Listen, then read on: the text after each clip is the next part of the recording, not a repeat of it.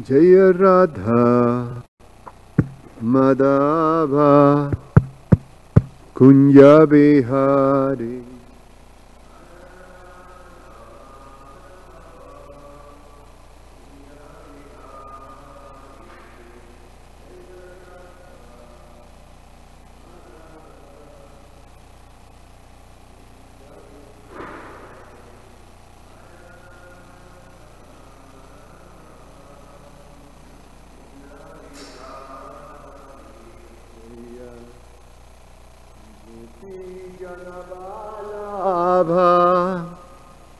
Girivaradhari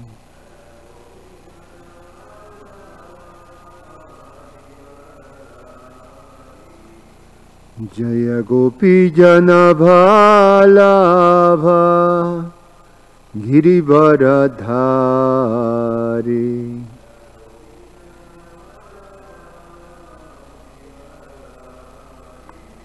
Jashodanandana Braja Jana Ranjana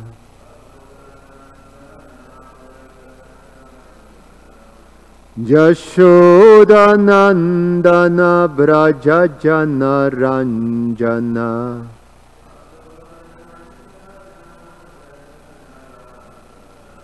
Jamunatira Vanachari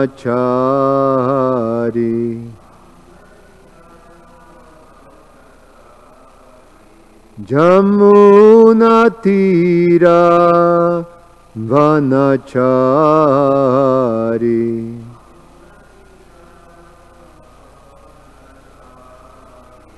Jaya Radha Madhava Kunja Bihari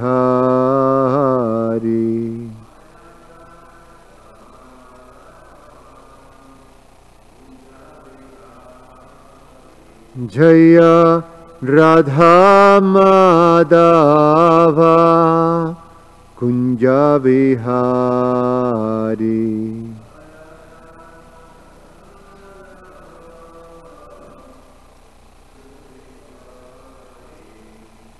Jayam Vishnupad Paramahansa Parivrajacharya Ashtotara Srimad His Divine Grace A.C. Bhaktivedanta Swami Srila Prabhupada Ki Jayam Vishnupad Paramahansa Parivrajacharya Ashtotara Srimad His Divine Grace Bhaktisiddhanta Saraswati Goswami Maharaj Srila Prabhupada Ki Ananta Koti Vaishnava Vrinda Ki ISKCON Founder Acharya Srila Prabhupada Ki Grantara Srimad Bhagavatam Ki Nitai Gaura Premanandi.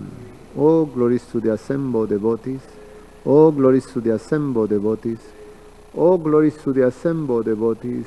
Oh, glories to Shri Guru and Shri Gauranga. Om Namo Bhagavate Vasudevaya.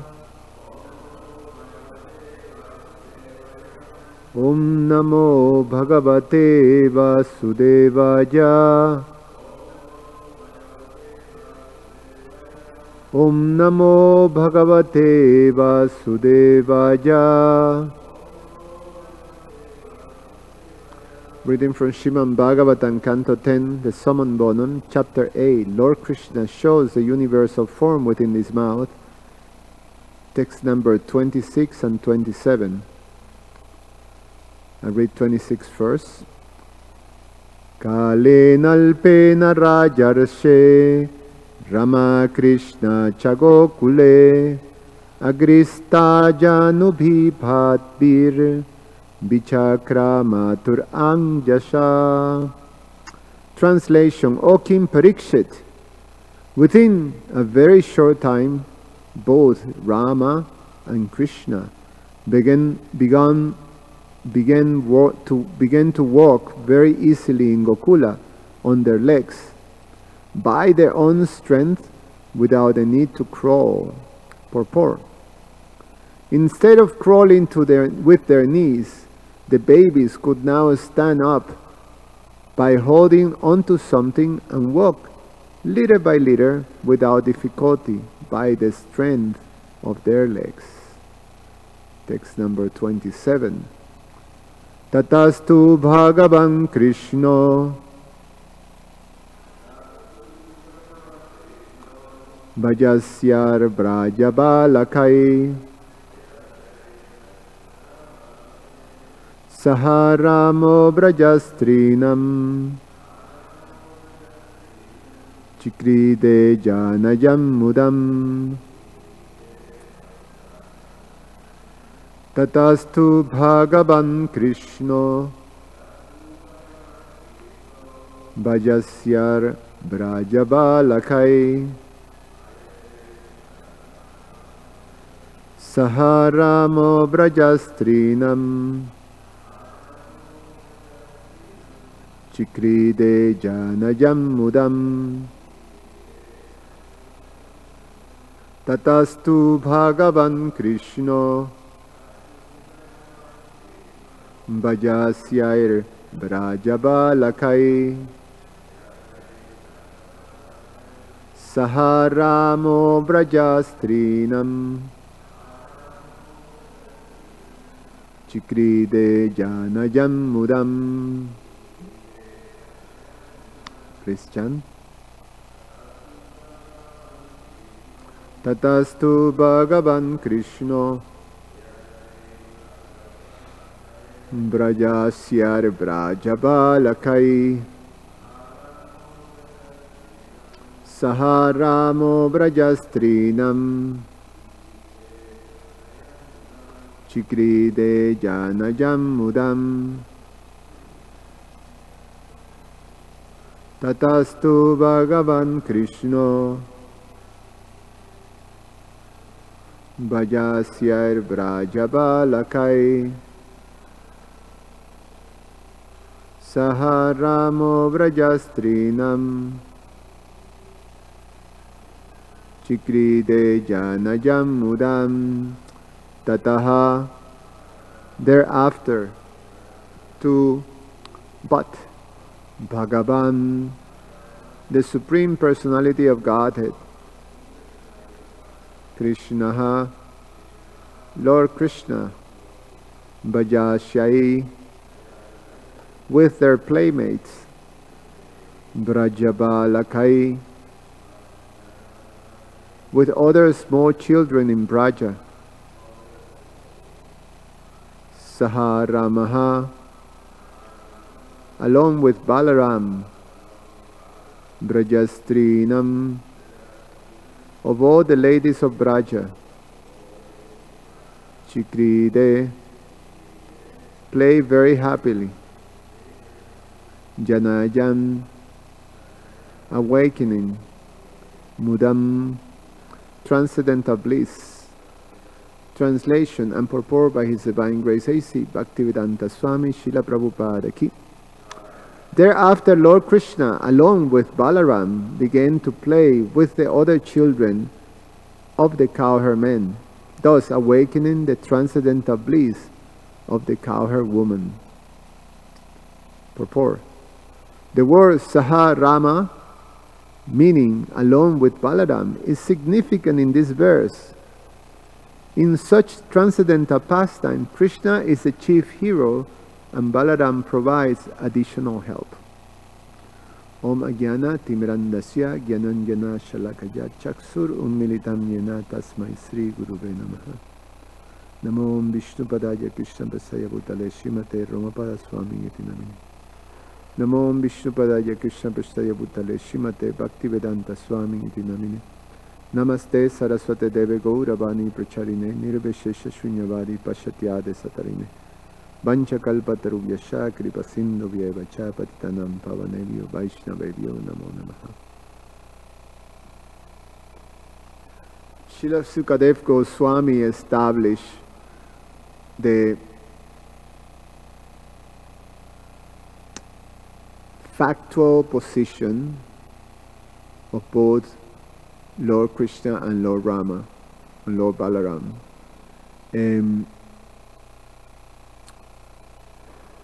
It is understood by the revelation of Garga Rishi that both these personalities were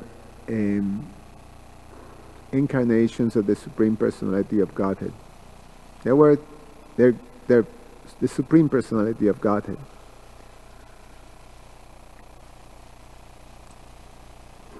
Actually, I correct myself. There is not incarnations. They are the original Supreme Personality of Godhead. Equal, perfectly equal. And they come to perform their pastimes. However, by highlighting this, Prabhupada highlights this in the purport, that using the word Saha Rama along with Balaram indicates that Krishna is a chief hero and Balarams provide additional help. So that's a very important understanding, and it puts the whole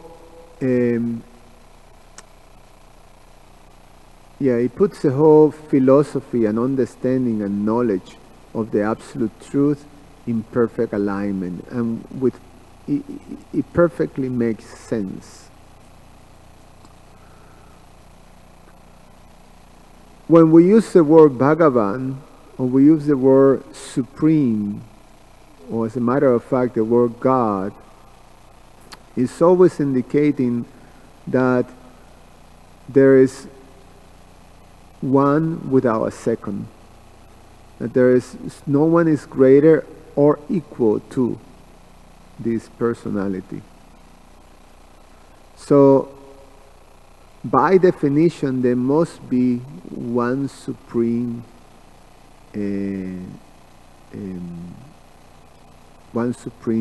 entity from which everything emanates, just by definition. So when we hear this type of things, that okay,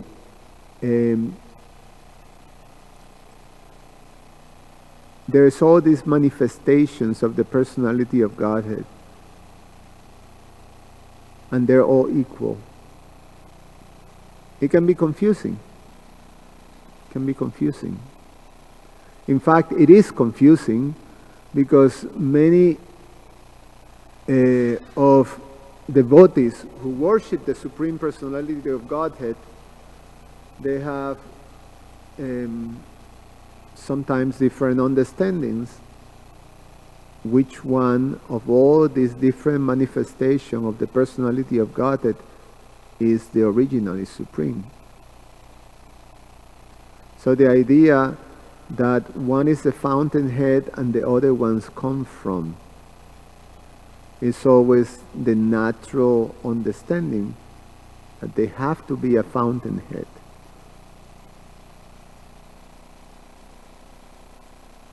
The explanation that is many candles, but there's one candle, you first have to light the first candle, and when that first candle is light, then with that one you light the other ones.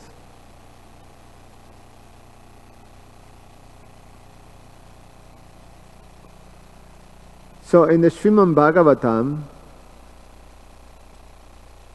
it is the spotless Purana because he establishes the complete and perfect understanding of the absolute truth.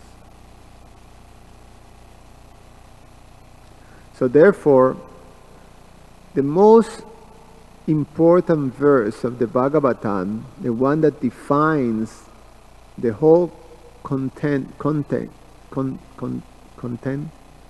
of the Bhagavatam, the term that is used is paribhava,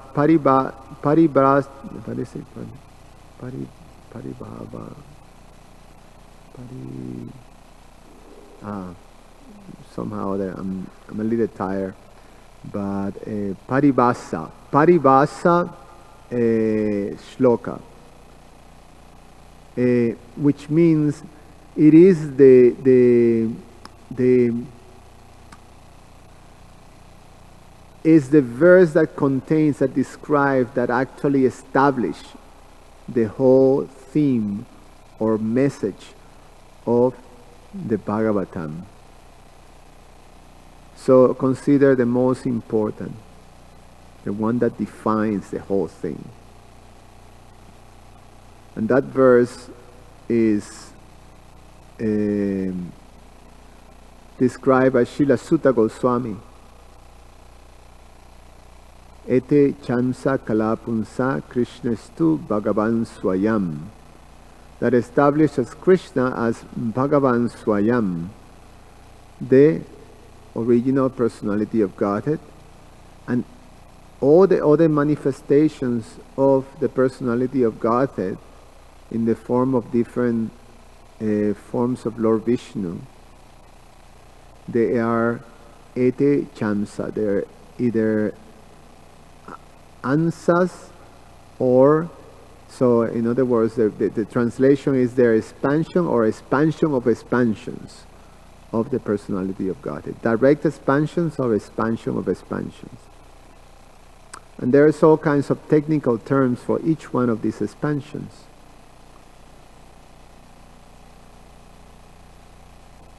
So the Bhagavatam establishes it very clearly. Krishna is the fountainhead.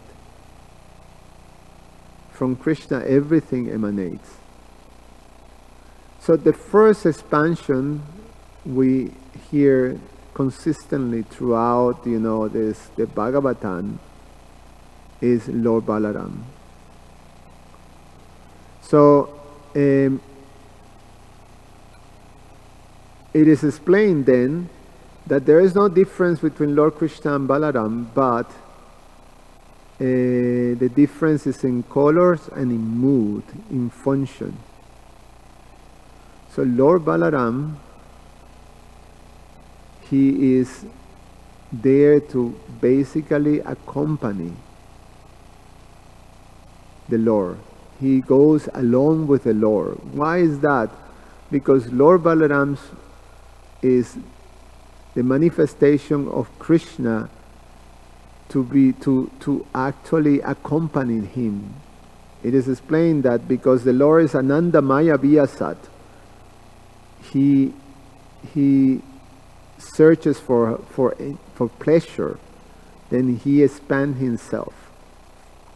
He expands himself into different forms. He expands his energies. So it's the inconceivable potency of the Supreme Personality of Godhead, that all these expansions, all the expansions of the energies, all the expansions of himself, they manifest personalities that are full and complete, perfectly complete, and with full personalities, and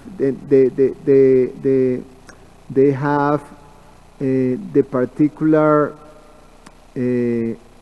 activity or function that they're going to perform, and then according to that function they manifest a form that facilitates that performance, and is fully complete with a personality, with moods and like that.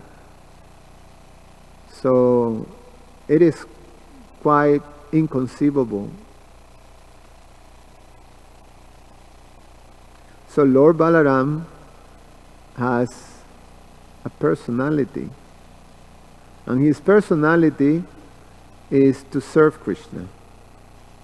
So his whole focus is to serve Krishna, and he manifests all kinds of different, he expands himself in so many ways. So really, Lord Balaram at the end is the one that does everything. So Krishna simply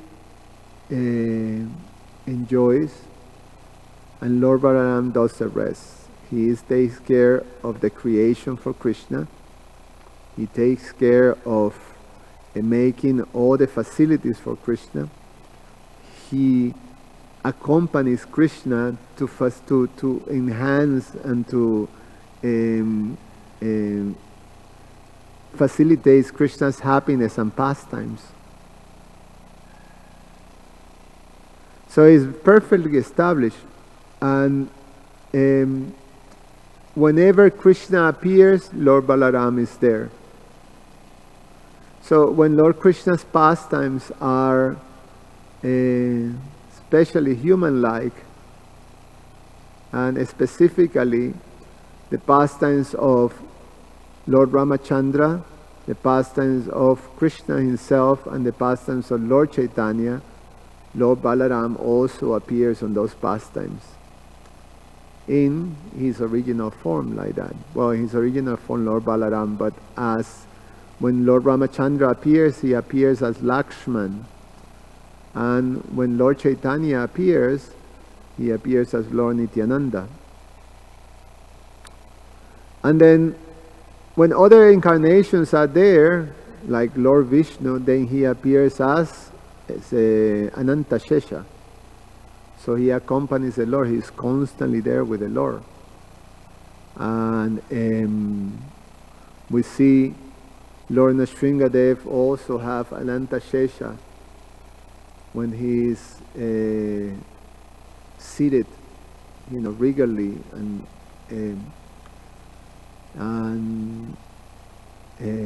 Lord Vishnu is with Ananta Shesha. He lies in Ananta Shesha. So Lord Balaram is always there alone with the Supreme Personality of Godhead, Krishna, the original Swayam Bhagavan Krishna. So for Lord Balaram, his function is to always establish Krishna as the chief hero. Lord Balaram's purpose is not to, upstage. That's, Krishna. He always facilitates, he always serves Krishna's purpose. The mood of Lord Balaram is also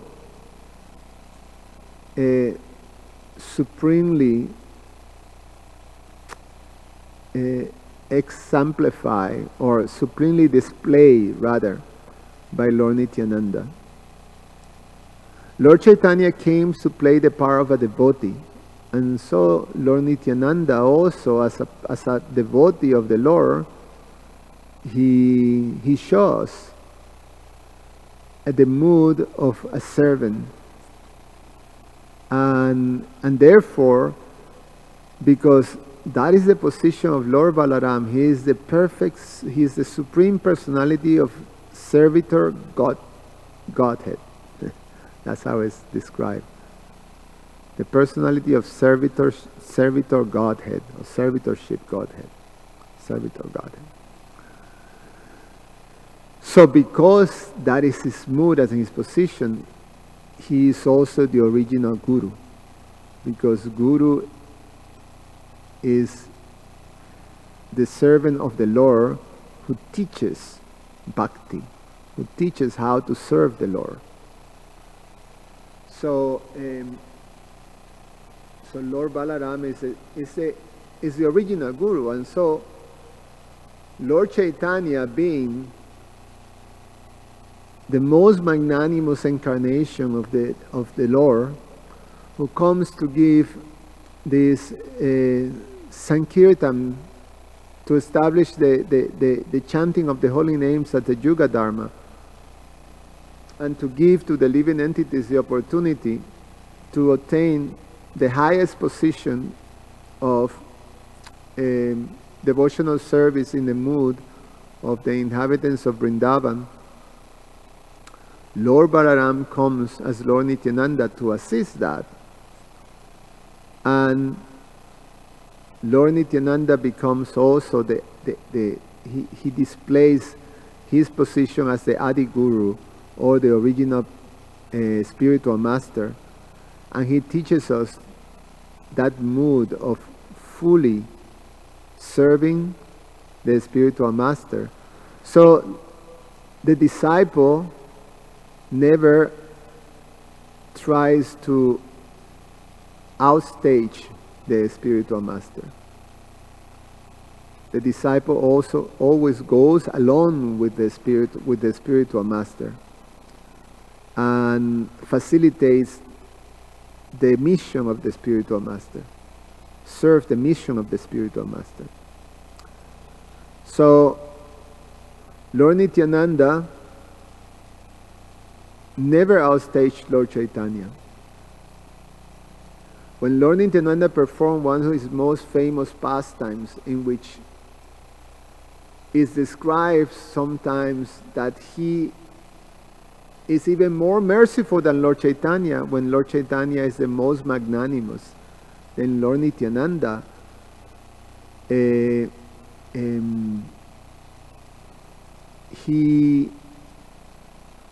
displays this pastime of compassion on behalf of Lord Chaitanya. In other words, although when we hear the narration, some devotees glorify Lord Nityananda as that Lord Nityananda displays even more mercy than the Lord.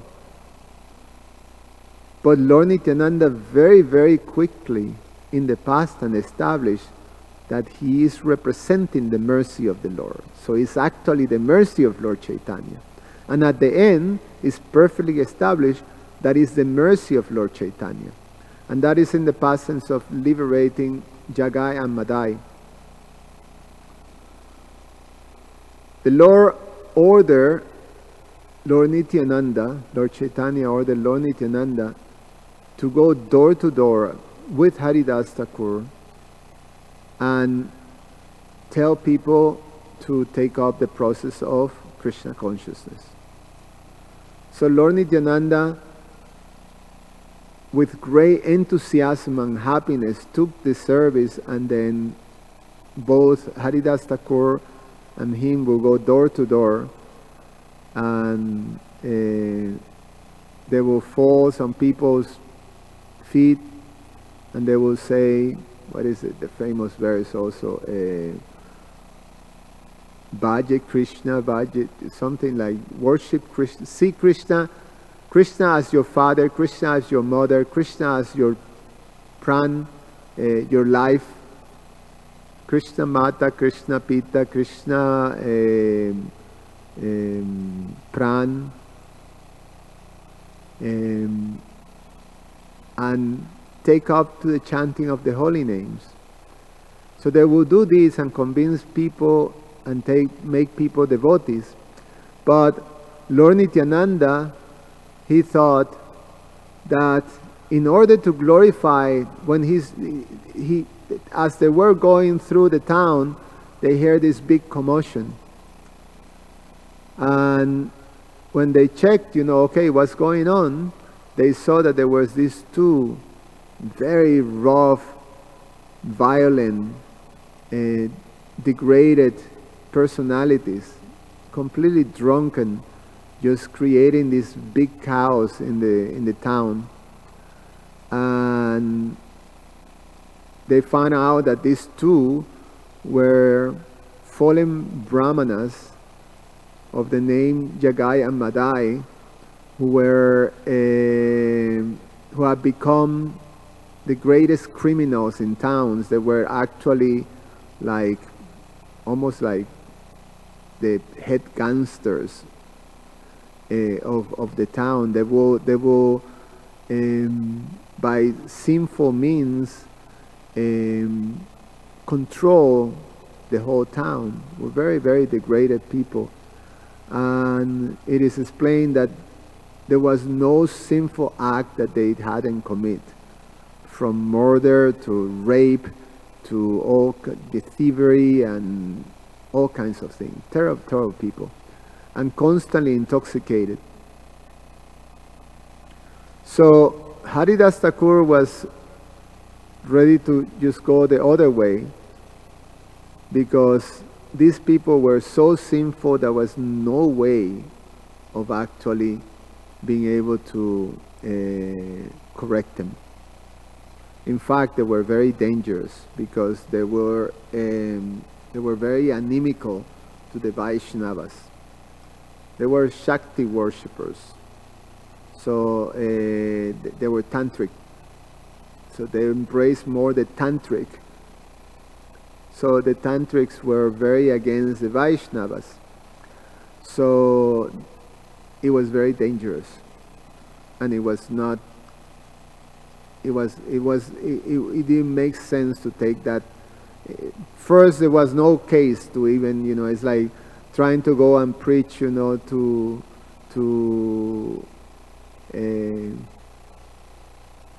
I don't know, MS-13 people, some gangsters, very dangerous gangsters that are way gone, and you're trying to go and tell them,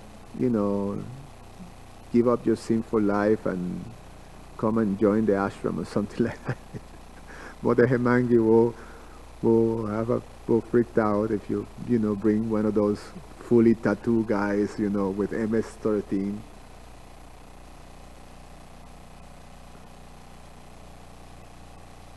Daily routine. Yeah. So, but Lord Nityananda, when he saw these two, he say, if I can only convert these two, then the glories of Lord Chaitanya will be established with no doubt throughout the whole world. That's the most magnanimous. So I have to convert these two. By the mercy of Lord Chaitanya, he have full trust in the mercy of Lord Chaitanya, and he wanted to glorify, to establish with no doubt that Lord Chaitanya came to this world as Patita Pavana, the friend of the most fallen. They are the most fallen persons they have ever seen. So therefore, they're the most fit candidates for Lord Chaitanya's mercy. So he decided, we're going to tell them about Lord Chaitanya. Haridas Thakur was, not very enthusiastic about that, but he conceded, and the two of them went, and we know the story. The two, Jagai and Madai, became extremely agitated and angry, and they, started to chase them to try to kill them, but they were so drunk that they escaped. And both Lord Chaitanya and Lord Nityananda and Haridas Thakur. And then, after that, Lord Nityananda again decided to go. And this time, the two really chased them, almost catching them. And Lord Nityananda is very, is youthful and very fast, and, but Haridas Thakur was very old. So he was having a really hard time. He almost got caught by these two. So they hardly escaped. And Haridas Thakur reported to Lord Chaitanya, and Lord Chaitanya basically recognized, if Lord Nityananda wants to liberate these two, they will be liberated. And so Lord Nityananda took great courage into, validation from the Lord, and then he again went, and this time the two drunkens, Jagai especially, hit him in the head with an earthen pot and broke his head. So Lord Nityananda was bleeding profusely. Lord Chaitanya came to kill the two, and Lord Nityananda plead to the Lord that no, that you can, if you kill them, then you have to kill the, so many people in this world. So, so by Lord Nityananda's desire, Lord Chaitanya gave the liberation to the two Jagai and Madai. And then Jagai and Madai surrendered to Lord Chaitanya, and they became fully perfectly situated in devotional service. They became great devotees. But so they were able to receive the mercy of Lord Chaitanya by the mercy of Lord Nityananda. So at the end, Lord Nityananda was simply establishing that the mercy of Lord Chaitanya is there even to the most fallen. So he is the servant, he is the one who facilitates for the most fallen, leads the most fallen to receive the mercy of Lord Chaitanya. So it's a perfect example of a devotee, of a guru, who on behalf of Lord Chaitanya, they take the most fallen and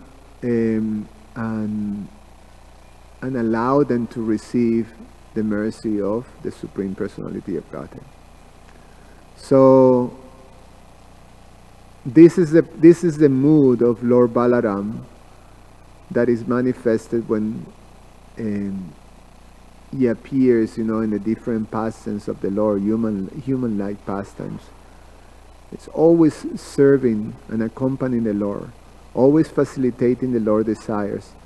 So Lord Chaitanya wants to give mercy to all living entities, and there is Lord Balaram as Lord Nityananda facilitating that, making that possible. And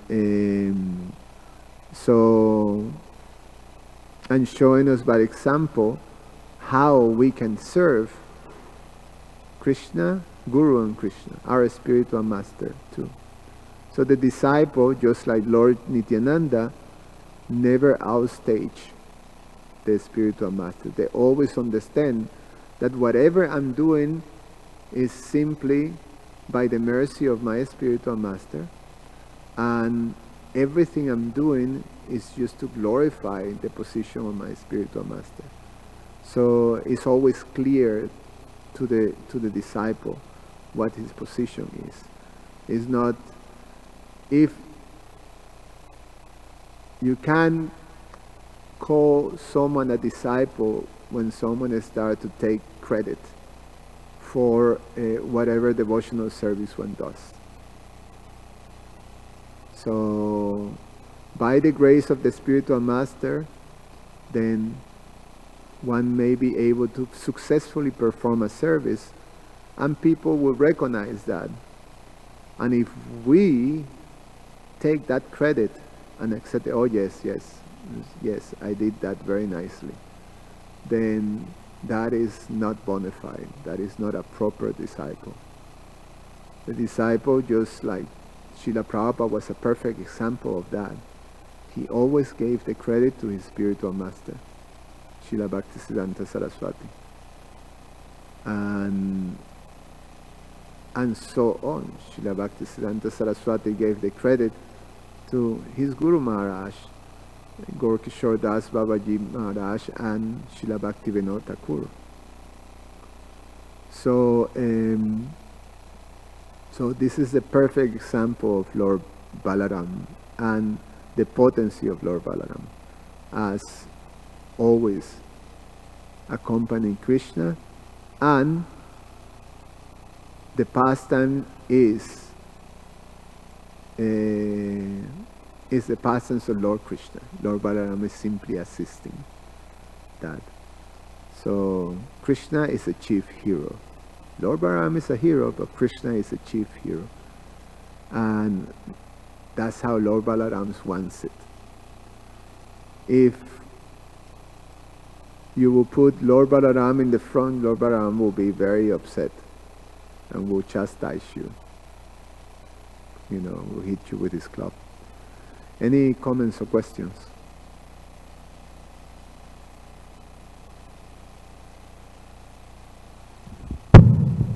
Thanks for the class, Suwa.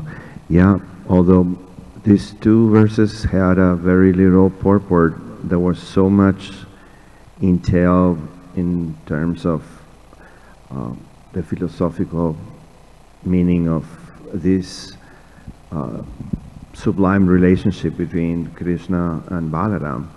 And I saw it like that, like an analogy of we need always somebody else to be coached or to be in partnership to advance in our endeavors, in our projects, in our games, in our knowledge, and just in the 20 and verse 26, when they start like walking on their own without any help, was kind of like an analogical thing. We are becoming individuals who are not dependent anymore of something or somebody else, but just ourselves, and then we start meeting somebody, and who else much better than Balaram as primeval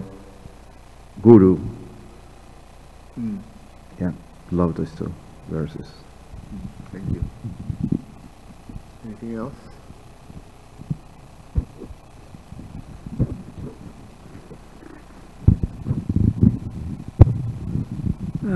I remember one time Nityananda Prabhu was describing that in a Bhakti Shastri class, he was telling, Prabhupada asked Giriraj Maharaj, so Krishna and Balaram are standing, so who is stronger? And Giriraj Maharaj said, Krishna is stronger.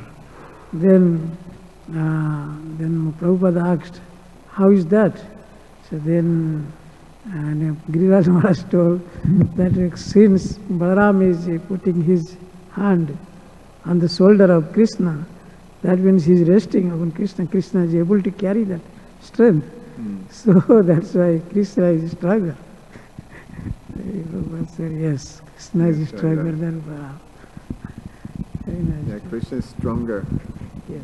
Although Balaram is the manifestation of strength, spiritual strength, he is still getting his support on Krishna. Yeah, nice. Okay. Thank you very much. Karantara Srimad Bhagavatam ki jai.